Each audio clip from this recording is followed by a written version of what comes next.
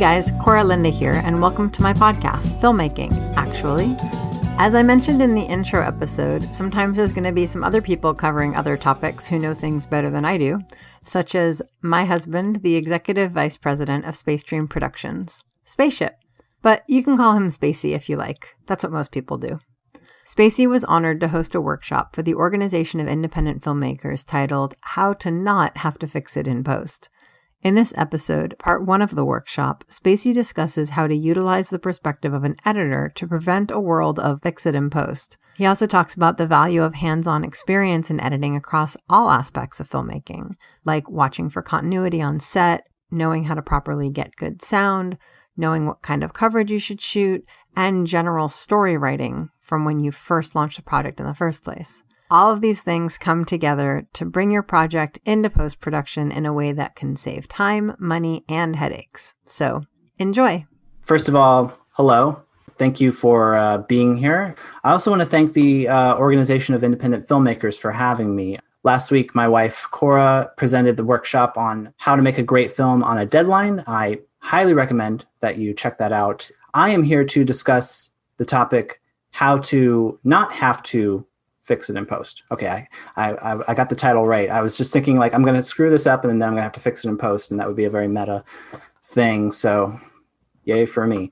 First, some general information about myself. I am Spaceship. That's the name on all the stuff I release, work on, and edit. But you can call me Spacey. You can call me Spencer Shipton. Just don't call me late for dinner. I am Vice President of Space Dream Productions with those kind of jokes. So you can see why I'm Vice President, which is an independent production company through which 21 completed projects have received over 50 film festival acceptances internationally, nearly 70 award nominations, and we've won 24 awards. Our short film Tidings, which I directed and worked on as an editor, was the winner of the 2020 Miami 48-hour film project. Cora's film Names on the Wall, for which I served as an editor and audio supervisor, is available now on Amazon Prime Video, where you can check it out. You can check it out right now, but not right now, but after the workshop. Just watch this and then go watch Names on the Wall. It's great. I also have a background in music, which I think informs my work in filmmaking and editing. I am an audio curator for the production company Hit Record, which is created and run by Mr. Joseph Gordon-Levitt. I've worked on ad campaigns and video projects for Sony, Samsung, LG, National Park Service, and the American Civil Liberties Union, and also the Emmy Award-winning TV series Hit Record on TV, and the Emmy Award-winning YouTube original series Create Together. So that kind of gives you an idea of what I've done. And so with all that housekeeping and resume flashing out of the way, I wanted to find something for you by paraphrasing a question from Arnold Schwarzenegger in Kindergarten Cop. Who is an editor and what does they do? So an editor is, that's a good question, Arnold, I'll tell you. Okay.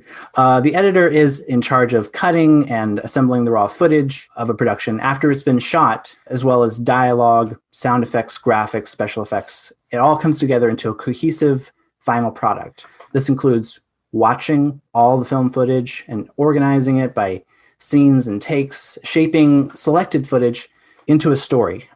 This is usually alongside the director. Nowadays, you use video editing software, and you can even do it on your phone. So there's really no excuse. Anybody can make a film if you think about it, but all in order to create a completed project. This can be a feature film, short film, episode of TV, YouTube video, anything you can think of. But for this workshop, I guess we're going to focus on film specifically, whatever that means. But so thank you again for being here. Now you notice the title of the workshop is How to Not Have to Fix It in Post. So let me present something to you. It's a metaphorical, all too common fix it in post, worst case scenario, TM. This is all for the sake of example. It's not to make anyone look bad. It's not to make anybody look especially good. It's just kind of a metaphorical scenario. So picture, if you will, the editor as like an auto mechanic that is competent. They know what they're doing. They know how to get it done. And they're about to clock out for the day. And just for the sake of illustration, don't take this personally, but picture some producers and directors and writers and all that as a bunch of exhausted carpoolers pushing a broken down car up the drive into the body shop. The windows are smashed in. Steam would be rolling out from under the hood if there was a hood, and it's got 4 flat tires. So picture that car as fix it in post. It's the result of, we'll fix that later, or that's not my problem, or, it's like, looks good from my house. All these excuses come together in a 37 car pileup, and it's given to the mechanic, this fix it in post mobile. Here it is. Worked fine this morning. Can't rewrite it. Can't reshoot it. We just need you to salvage it and make it run like brand new. So, also we have no money. Also, we need it in a month ago. So good luck. So that's kind of the scenario I want to lay out as to at its worst, because it's not always like that. It's just to get the illustration across. Now, how is a car equal to a film? Well, on a basic level, a car that needs fixing and a film that needs fixing, they have at least one thing in common.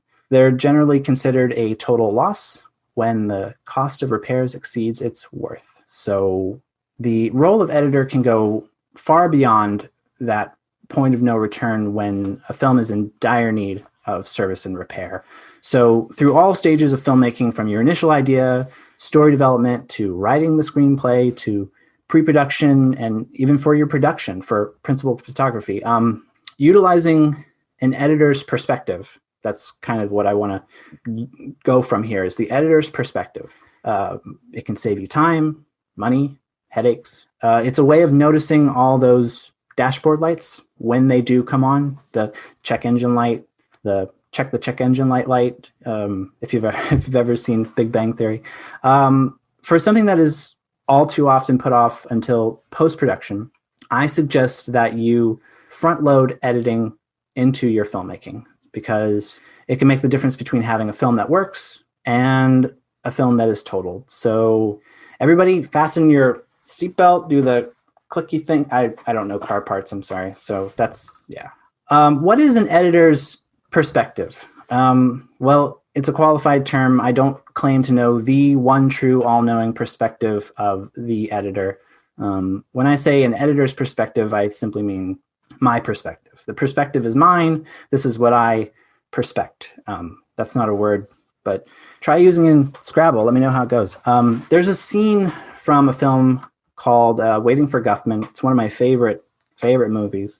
It's where the dentist character, played by Eugene Levy, is introducing himself, and he's kind of has aspirations to be an entertainer. And he goes, people say you must have been the class clown. And I say, no, I wasn't, but I sat next to the class clown and I studied him. So that's kind of my whole way of doing a thing, is metaphorically sitting next to as many class clowns as possible and studying them. Although I wouldn't use such a disciplined word as study. It's more like, good artists copy and great artists steal. I think Steve Jobs said that. I don't know. He may have copied it or stolen it. But and ever since I was very little, I've watched a lot of movies. Just movies were so cool to me. And TV, we would get tapes from the library. I remember as a little kid, I don't remember this, my mom told me, I would run up and down the house, out of the living room into the hallway. Whenever we watch Willy Wonka and the Chocolate Factory, there was a scene where Charlie Bucket finds, I don't know, I'm spoiling it for you if you haven't seen a movie that came out 50 years ago, I'm sorry. But he discovers the last golden ticket, and he's told, run, Charlie, run for your, run straight home. And I would just run back and forth. So I absorbed movies, I watched them, and just they became part of me. And they gave me a feeling, like a really good feeling, that's Mr. Rogers. And then going into the mid 90s, my dad, in order to bond with him, we would go to the movies once a week or once every other week. So for about 4 or 5 years straight, I saw movies, in their first run in the theaters. And around the same time, my mom was going to university, and she had access to the school library, and they had these really this big VHS collection. So we'd rent VHS movies, and these VHS tapes that changed my life forever, like the Beatles, Hard Day's Night, Help, Yellow Submarine, Monty Python films. There was one that was like a compilation of cartoons it had one called Bambi versus Godzilla. It's really strange and wonderful. And Stanley Kubrick films. I don't know if I should be sharing this, but when I was 14 years old, I saw Eyes Wide Shut in theaters. So that probably explains a lot about me. And also around this time, I became less of just like a consumer and more of a creator, because my mom, she bought a camcorder for our vacation, and then I just started making little movies. I started making stop motion movies and trying to edit in camera and just learn. I didn't know I was learning, but I was messing around, so it was fun for me. And around the same time, I was getting obsessed with music and discovering that I had a perfect pitch and I could hear things in ways that other people couldn't. Or I realized these things much later. It didn't seem very special to me that I could do these things. It just was an interest that I had. And so I discovered audio editing software where you could do weird things with audio, reverse it, speed it up, slow it down, make these. And I would make these little movies and these little audio collages that no one would ever see and no one would ever hear, because it was fun.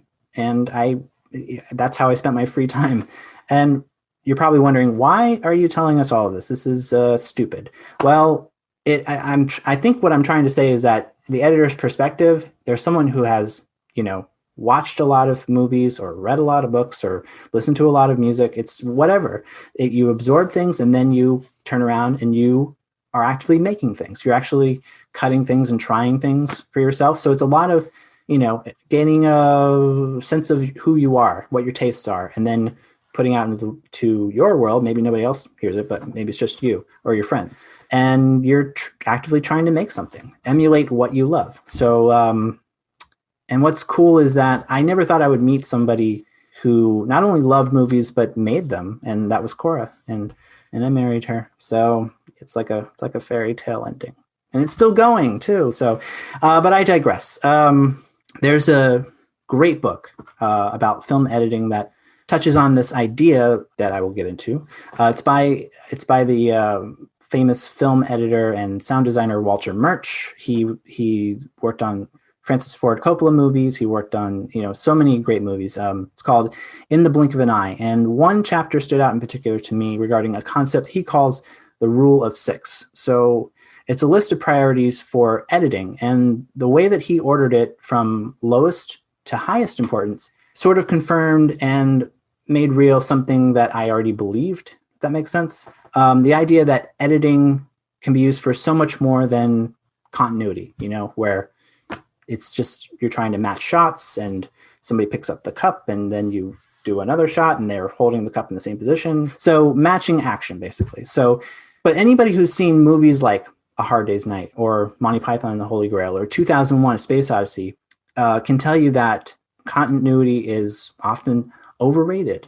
So with continuity, movies can be so much more than just continuity, matching actions. So, but to get back to the Rule of Six, Walter Murch proposes that there are 6 different criteria that make a good cut. And continuity is at the bottom. It's at the very bottom. So the order of importance, according to him, this is his opinion, but I kind of agree with it. Emotion, then story, then rhythm, then something called eye trace, the 2-dimensional plane of the screen, and spatial continuity. So the interesting thing is, if you do any research at all regarding these criteria, you'll find a lot of videos praising maybe 1 or 2, especially like eye trace. And it's, eye trace is sexy. It's kind of the idea that wherever your eye is, you want to make cuts to where your eye isn't, flitting all around the screen. You want it to be, guide the viewer's eye to certain areas of the screen, which is great. I love eye trace. But when you see essays where they're literally titled The Rule of Six, How to Edit Effectively with Walter Murch's Eye Trace, that it kind of gives the impression that that's of primary importance, and it's not.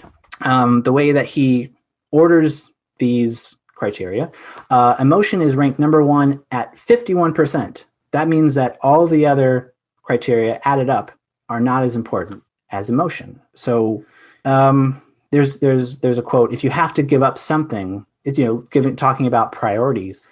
Don't ever give up emotion before story. Don't give up story before rhythm. Don't give up rhythm before eye trace, and so on. He considers emotion the most critical element to consider when editing, to the point where if everything else fails, you still want to cut for emotion. So it's interesting. Like, you would think, oh no, story is the most important. And yeah, story is important.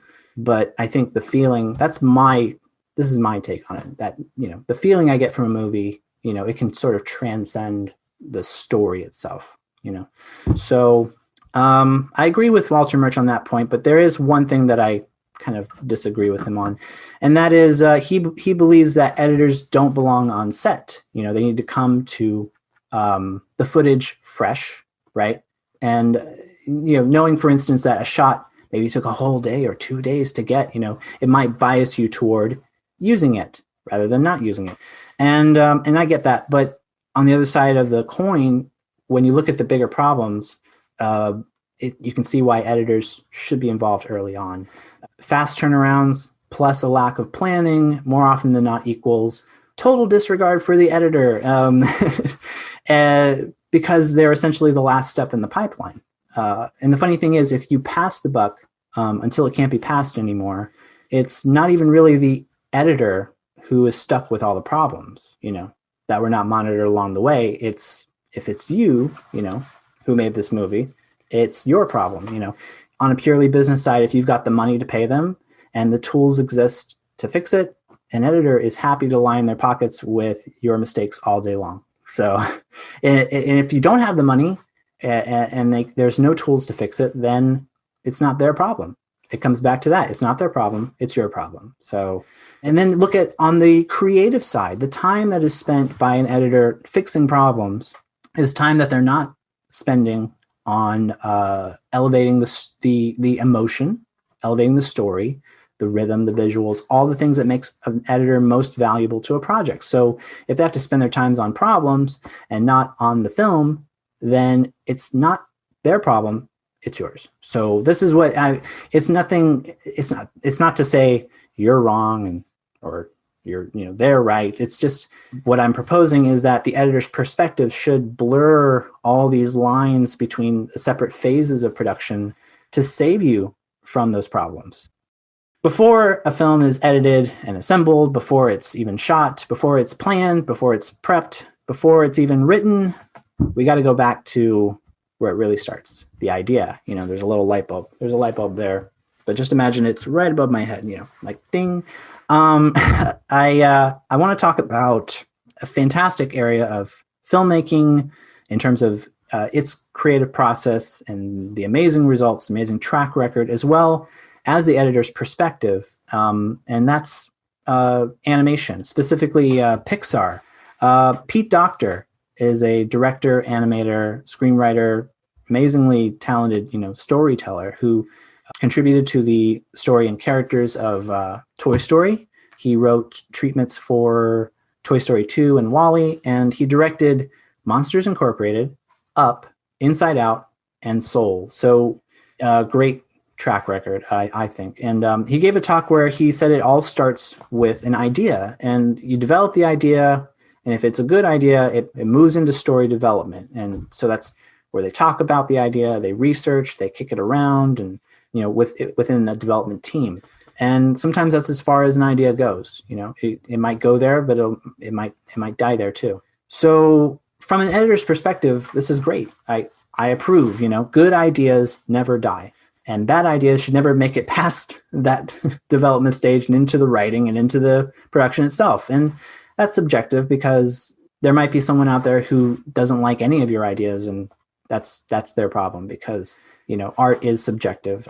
But a good idea, I think, is one that eventually knows what it wants to be. For instance, think in terms of genre. When you tell a story, you are promising to deliver a certain kind of experience. If you want someone to watch your horror thriller, it's different from asking someone to watch your rom-com. So you got to know your audience. You got to know, there's certain things that you need to satisfy in terms of a genre experience. And your idea can transcend genre, right? It can encompass a lot of different types of, it can be a mashup or whatever, but it shouldn't be devoid of genre. So a good idea is worthy of being more, in that you're not only meeting your expectations or a given audience's expectations, you're exceeding them. So back to the Pixar creative process. Basically, if an idea shows promise, it moves on then to the writing phase, which for Pete Docter and Pixar, it means treatments, where you flesh out the story idea of your film before writing the entire script, and then scripts, with an S, scripts, multiple scripts, and thousands of drawings. The storyboards. Storyboards are so important, which even though they are drawings, Docter considers it all part of the writing. It's an extension of the script process. So before I continue on that line of thought, though, regarding how animated films are developed, I just want to point out storyboarding as a great way to bridge the gaps of developing story. It has to kind of leap from, black typewriter font on a white page to pointing cameras and microphones at people and places and things. So visualizing your story, even if you're not the world's best visual artist, can make a big difference and make editing a lot easier. We have a masterclass subscription, and so many directors who do masterclasses illustrate this point. Martin Scorsese, he talks about it. James Cameron has a new one, and he talks about it there. They, as kids, would draw what they thought maybe were like comic books, right? But in fact, they were storyboards. They were thinking in terms of camera movement and cuts and transitions, and focusing our eyes on what we're supposed to see, where we're supposed to see it, how we're supposed to see it. That's not just the mind of a director or cinematographer, but an editor as well. That's very important. But back to Pixar, you might be asking, what does animation have to do with editing? I don't understand. Like, what? Well, because animated films aren't something you think of as needing to be edited, right? You think the scenes are written, and then the shots are animated, and then they're put together in the right order, right? They just like slap it all together and then shove it out the door, and that's how you get up. Well, there's a great video by Andrew Saladino on his YouTube channel, Royal Ocean Film Society, where he goes into a lot of detail on this, and it's really interesting. The process of editing an animated film involves far more than we normally think of an editor doing, because it's actually one of the longest lasting and most intensive roles in the entire production. What creates a lot of problems for post with live action, you shoot first, you edit later, right? Where animation prevents a lot of those problems by doing the reverse. You edit first and shoot later. So it's interesting, because that it seems like you're just like flipping the whole thing upside down. It doesn't make any sense. Why would you do that? Well, no, the directors and writers of animated films, Pixar, sure, but other ones as well, other animation studios as well, they want the editor to sit with them and figure out the movie together. They sometimes editors get a chance to help write the movie. So it's fascinating, because it's different from how we intuit it, right? We think of it as, well, the editing comes later. And you might think that that's how animated movies have to be made, right? It has to be a backwards process, because there's a spontaneity to live action, and you can throw caution to the wind and just start experimenting and playing around, towards the end. But in animation, you have to do all that at the beginning, because of the labor-intensive, the time-consuming process of animating. But just all you have to do is look at Pixar's track record in terms of emotion, in terms of story. Just look at Pete Docter's track record. Monsters Incorporated, Up, Inside Out, Soul. These are heartbreaking movies. These can be life-changing. There's a great quote from Docter regarding the process of getting the story in the can, and how it requires a lot of ideas being crumpled up and tossed into a different can. I'll just read the quote real quick. Why? Why do you do all that? Why don't you just get it right the first time? The problem is, we know we're going to be wrong. And if we don't allow ourselves to be wrong, we're never going to do anything new. We're just going to rely on things that we know already work. So for us, making mistakes is an essential part of our process. We're not embarrassed by it. In fact, we planned for it.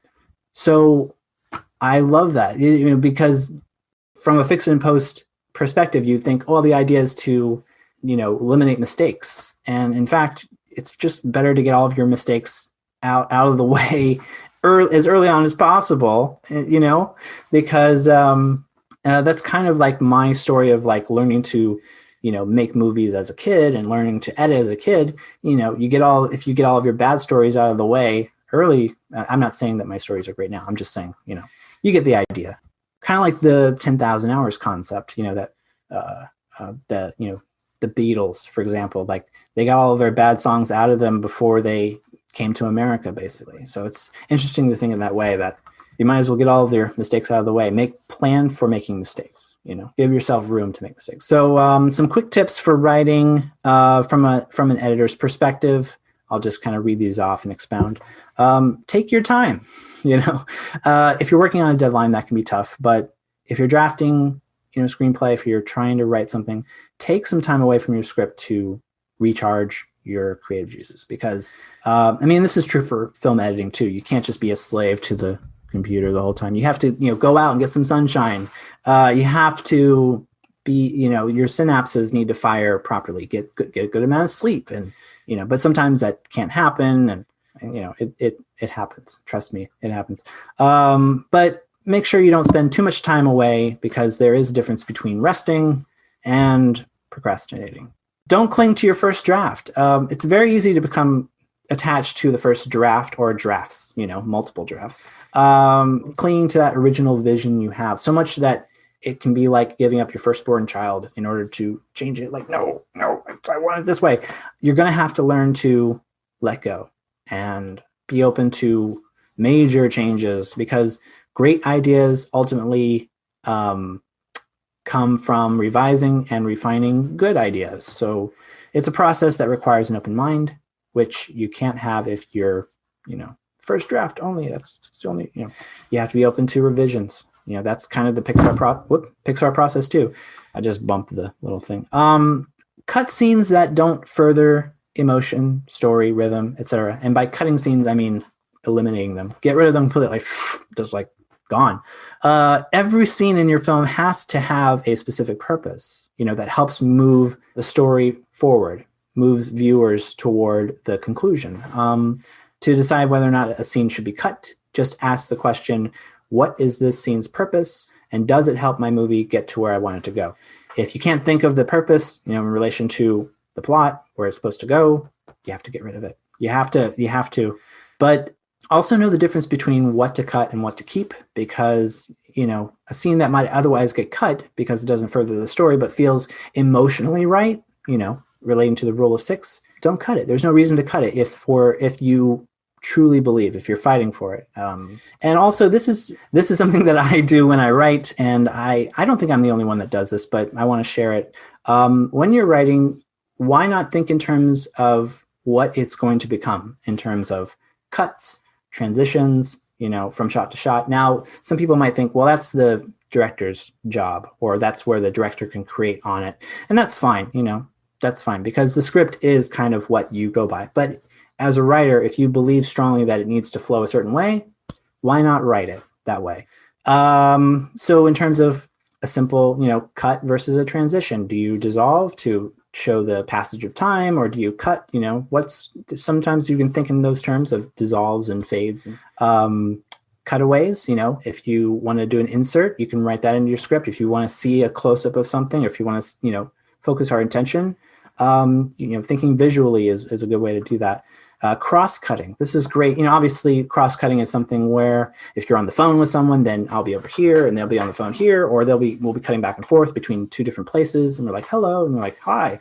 But you can also cut between literal past, present, future, or memory, or, imagination or dreams. You can cut back and forth any way you want. So cross-cutting is a great way to do that. Jump cuts, disjointed edits in the same action, that's a technique that you can use in your writing.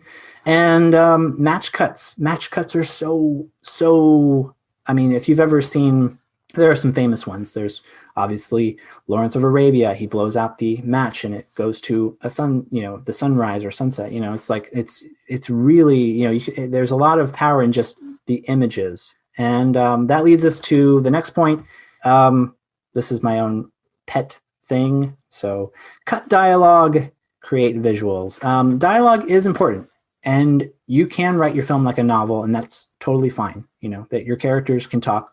And I love movies that have lots of talking. Inception is a movie that has a lot of dialogue, a lot of exposition, and it's done in a way where it's offset by amazing visuals, amazing, mind-bending story turns and things like that. But just be careful of relying too much on words to convey the film's narrative, because an editor can tell you that any piece of dialogue that can be replaced visually probably should be. Cutting unnecessary dialogue and replacing it with visual storytelling can make your audience much more engaged, because they will be actively participating in the interpretation of your film's underlying messages. So something to consider. A good example is the first 9 minutes of the Pixar movie Up. It's largely a silent film that goes through an entire lifetime of a married couple, and it's beautiful and heartbreaking. And now there are exceptions. Anyone who's seen Inglourious Bastards, the first 20 minutes, it's a lot of dialogue, a lot of talking, but because Quentin Tarantino is known for that novelistic approach, but he also understands how to use it to build suspense, and he can draw the viewer in, visually as well. So this is rearranging scenes. This is a fun thing. This is fun for because there's so many ways to do it, and the purposes can change. It can help your film be more smooth or not be more smooth. It can make surrounding scenes much more compelling or seem not as compelling at first, because you can misdirect, you can conceal information, you can reveal it later. That's just by moving scenes into different places. This is something that's done all the time, where a script is a certain way, and then you get to the shooting of the film, and then they get to post-production, and they're like, for some reason this isn't working. Like the original Star Wars film, A New Hope, there was a lot more scenes of Luke Skywalker's life on Tatooine that ended up getting cut for whatever reason. We don't get introduced to him until about 20 minutes into the movie, and we just pick up. We don't really need to know a lot of his backstory to know that he doesn't enjoy being where he is. He feels like he's lacking in some way. What's interesting about Star Wars is that the original film is that it was a big budget film, and it had so many production problems in terms of time, money, headaches. And I just wonder what it would have been like, especially for George Lucas. I think he ended up having to, being admitted to the hospital during the making of it, I think. But just imagine if he had, in the writing stage, used the same tools of editing for writing that he did for assembling the film. So why not learn from the best and apply the methods to the film far earlier in the process, So rearrangement is a very powerful tool. So, now you might be thinking, no, I just want to write. I just have my ideas, and this is my story, and I just want to write it the way I want to write it. So just leave me alone. I don't want an editor. I don't want anything, and that's valid. That's a totally valid feeling. I don't want to invalidate that. But if I can just offer my editor's perspective, it can be really beneficial. And the process at Pixar, it's not one person writing. Usually it's a team of writers. It's a team effort. They have these strong ideas of what they think will work, and they spend their time essentially trying to convince each other as desperately as they can, if they really believe in something. And if it works, it stays. And if it doesn't, it gets cut. That can lead to very spirited discussions, which I think something that I've learned is that as long as the disagreement is about the work, you want to have good relationships between, on your team. That's very important. Very important. Harmony is important, but as long as the disagreement is about the work, it's good to have some fights. In the end, what's right is not the creators, it's the audience, right? So you might feel passionately about an idea or a joke or some kind of story beat, but you put that up on the screen, and if it doesn't land with the audience, then you have to be willing to admit that didn't work, and you got to go back and figure out what will work.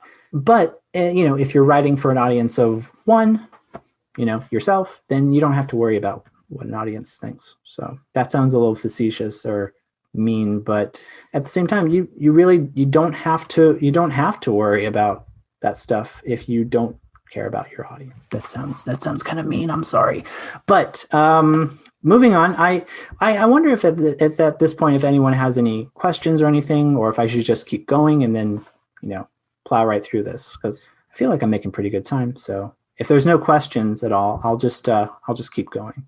Okay, I will keep going. And you feel free, if you do have a question, you can interrupt. I'm not precious about my ideas.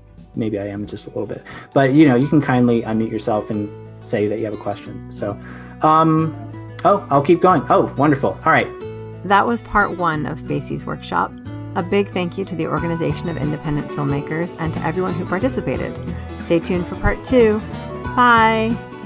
Wait, are you going to do the this is Spacey speaking, yada, yada, yada? Okay. Are we leaving that part? No, you can take that out. That's going in the podcast. No. You've been listening to Filmmaking Actually with Cora Linda, Space Dream Productions podcast. Subscribe to us on any or all the podcast platforms, but we especially recommend our sponsor, Anchor. If you like what you hear, leave us 5-star ratings and positive reviews on iTunes and Stitcher. It helps more listeners like you discover the show. But the best thing you can do if you really like the show is tell a friend. Want to leave a comment or ask a question? Email at filmmakingactually@gmail.com. This is Spacey speaking, and remember, you can call me Spacey, you can call me Spencer Shipton, just don't call me late for dinner. And we'll see you next time.